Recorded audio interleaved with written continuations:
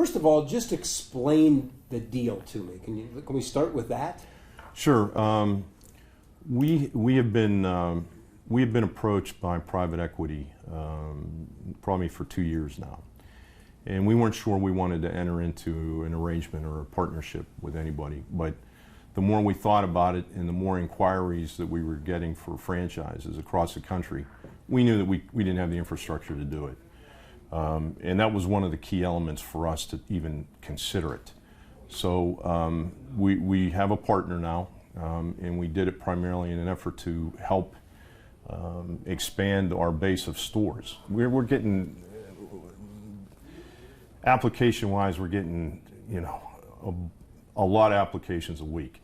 And when we open a new location, it just builds in terms of the application process. So you and I were talking earlier about the number of stores that we have, and the thread that ties back here to Youngstown. A lot of our operators have ties back here, moved away. They realized that they didn't have the good ice cream, or there was no ice cream available to them, and they wanted to bring ice cream back to where they lived. And that was the genesis of the growth. But based on the number of applications that we were getting, you don't want to say no to people. And so we felt compelled to entertain it. And through the process, we found a group of folks that we liked. And in terms of the governance, it was a good match. We had concerns. We didn't want to move the offices out of the valley. People counted on us and so our core customer base, we didn't want to disappoint them. And I will tell you, Stan, that since this partnership has been finalized, we're not changing anything. Our entire staff is still intact. There's no changes in terms of the way we're making ice cream. It's everything the same. But in terms of being able to spread the gospel, so to speak, we needed some help. And we have 50 locations now. We have 16 more that are going to come online this year. We're in 10 states, so we're in California and Oregon and Alabama, Indiana, Pennsylvania, Ohio, Utah, probably missing one or two, but California has been a huge boon in terms of the ability for us to sell ice cream. And the thing too is, we do pretty good around here with the weather being bad. And one of the stories I tell people, last year we had a weather event that we had 100-degree snap in temperatures over the weekend. And it was 40 below with wind chill, and the next day it went to 60 degrees. And I'm sure you remember that weekend. Well, we had old timers out at the window when it was 40 below. And you guys might have been the station that was out there interviewing these guys. And I'll never forget it. The one guy, older guy, when he was interviewed, they asked him, "Why are you out in this kind of weather?" And he said, "A little bit of inconvenience isn't much for my wife, especially when it's Handel's ice cream." And these are the stories that we hear all the time. And I will tell you, when we open in these far-reaching areas in California, the first customers to our window are all from the 330 area code. So we're happy with the way things are going.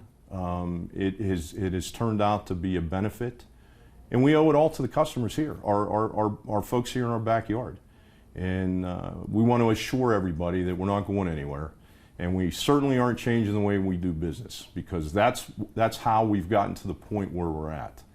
So that's kind of the genesis of what happened and where we're at. Was the name of the company Clear Light Partners that you're in with now? The details of the deal are not important in terms of the. Well, I just want you. There's a press release out that says that. There is a press release, and that is true. Confirm that? I can confirm that. Okay, I just want to make sure I get the right company that I'm dealing with here.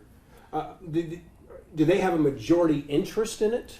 There's a partnership deal here. I'm not willing to discuss the percentages. That's not important. What is important, I think, for the people of the Valley to know that we spent a lot of time trying to figure this out. And we did not go out looking for this. When you move into these bigger markets, like Los Angeles, there are a lot of eyeballs out there, and there are people that are looking to diversify investment portfolios and that sort of thing. And this is kind of what happened. We certainly weren't out there, looking to sell or look for a partner. These folks came calling to us. And it was a long process in terms of evaluating whether this was good for the company, good for our staff, and good for our brand. And it took us a long time to get to the point, and there was start and stops. I mean, this wasn't 2 years of a clean flow of we're good to go. I want to be fair to you in terms of the questions that you're asking, but I have to be fair to us because this really isn't what we feel is kind of a public transaction as much as it is an in-house relationship with another partner. But they are partners now, one way or another. They are correct? partners. That's correct. Well, can you tell me the corporate structure? Will Lenny still be the president? Our corporate structure really hasn't changed. And will he still be the president, CEO? Yeah. Okay. He's still in that slot. Okay. My title hasn't changed. Is there not board of directors? There will probably be a seating of the board. A lot of this stuff will be determined as we go. And look, there's no push or there's not a lot of friction in terms of how this goes. In terms of our situation, it had to feel right, and it has. And these guys have proven themselves, and we're pleased. And I think everybody, as they see the brand grow, in the uniformity from location to location, if you're vacationing on the West Coast or you're in Utah skiing or Colorado or wherever you may be, and you see the red and white blue awning and the name Handel's, it's going to be the same ice cream that you've grown accustomed to growing up here in Youngstown. Why did you feel like you needed a partner? We didn't have the infrastructure in terms of what we were doing. And the growth that we've had internally, we're the few and the mighty, we wear a lot of hats. But we were getting into some areas that we needed help with. And to do it right, you got to know when to say when.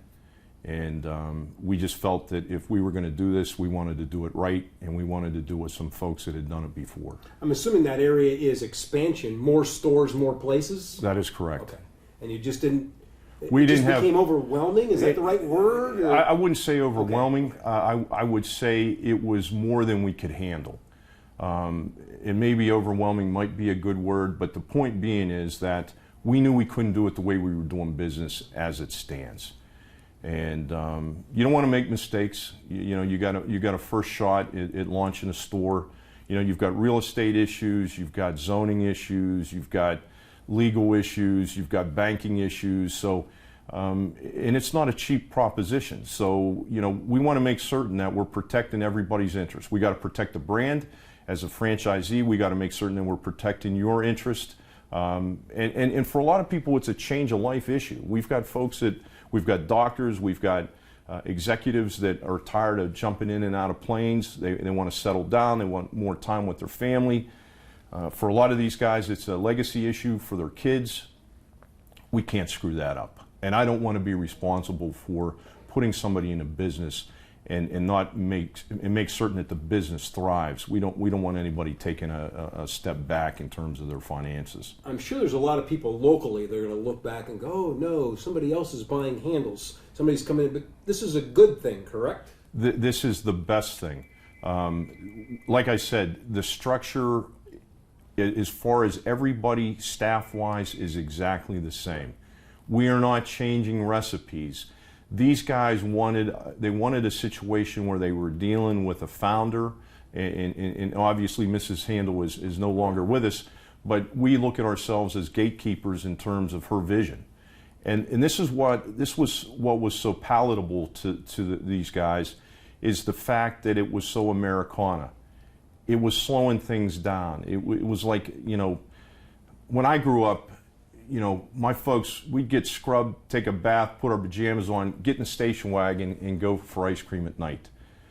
So when people come to our stores, we want it to be somewhat of a reflection to a day past, a time gone by, where they get a chance to see their neighbors, maybe that they haven't seen, and just slow things down.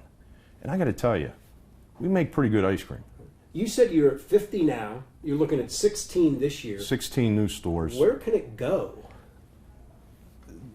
We think the numbers could be big, and so does everybody else. So when 1,000? in time, look, I'm only looking at it in terms of increments. I mean, at my age, I don't know how much juice I got left, right?